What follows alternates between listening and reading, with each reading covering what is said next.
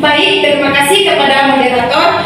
Perkenalkan, nama saya Aldayanti. Saya sebagai pemateri pertama. Depatori merupakan jajanan khas Toraja yang terbuat dari tepung beras dan gula merah. Di daerah Jawa, jenis kue ini disebut dengan kue cucur. Namun jika di Toraja disebut depatori. Walau disebut kue cucurnya Toraja, namun rasa dan bentuknya berbeda dengan kue cucur yang sering ditemui di Pulau Jawa. Baiklah, dilanjutkan oleh pemateri kedua, dipersilakan. Baik, perkenalkan, nama saya Putri Nadia. Saya akan melanjutkan dari pemateri pertama. Bahan dari pembuatan depatori terdiri dari 7 bahan. Yang pertama ada 500 gram tepung beras, yang kedua 200 ml gula merah, yang ketiga 120 ml air, yang keempat 1/4 sendok makan baking powder, yang kelima 1/4 sendok makan vanili bubuk, yang keenam biji-biji secukupnya dan minyak goreng secukupnya. Baiklah, dilanjutkan oleh pemateri ketiga, dipersilakan.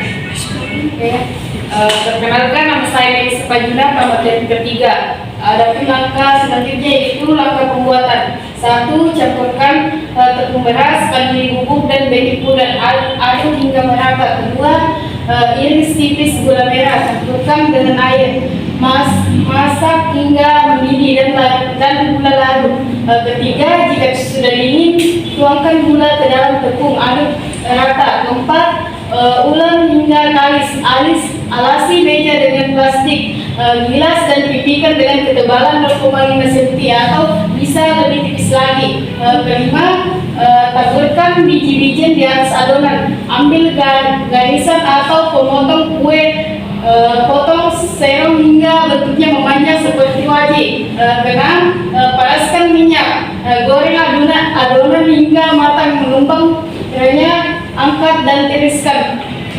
Terima kasih. Baiklah, dilanjutkan oleh pemateri keempat, dipersilakan. Baik, perkenalkan, nama saya Iin Hamayati. Di sini saya akan menjelaskan tentang kandungan gizi yang terkandung dalam makanan depatori.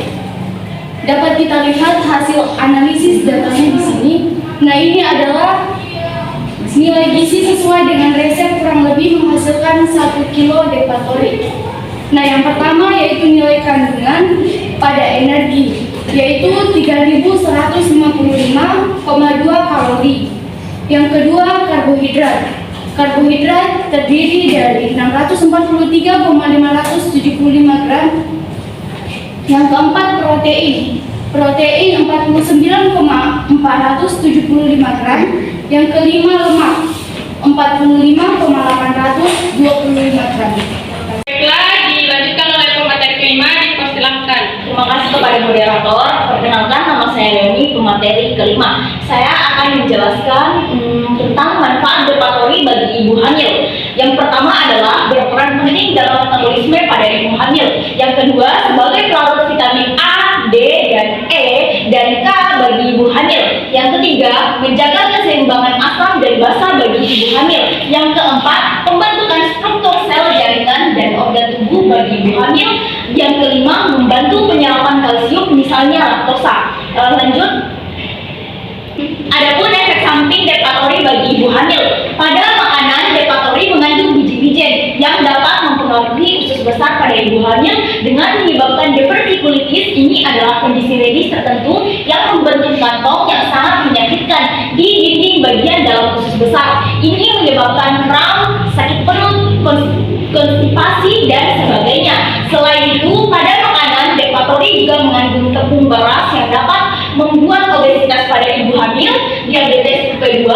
Makanan yang terbuat dari tepung memiliki kandungan karbohidrat rafinasi yang bisa meningkatkan kadar gula darah tubuh, jadi cepat meningkat. 3. Penyakit jantung pada ibu hamil. Jadi setiap makanan itu memiliki kekurangan dan kelebihannya tersendiri. Kekurangannya adalah ketika kita mengkonsumsinya secara berlebihan, kita dapat menyebabkan diabetes dan sakit perut. Dan kelebihannya adalah jika dikonsumsi secara cukup, si depatori ini bisa menambah karbohidrat di dalam tubuh karena depatori kaya akan karbohidrat. Terima kasih. Baiklah, dilanjutkan oleh pemateri terakhir, dipersilakan. Baik, perkenalkan, nama saya Andi Gani Rahman. Sini saya akan menjelaskan kesimpulan dari hasil kerja kelompok kami. Kesimpulannya yaitu depatori merupakan makanan khas Indonesia dari tanah Toraja yang pembuatannya tidak rumit dan sederhana.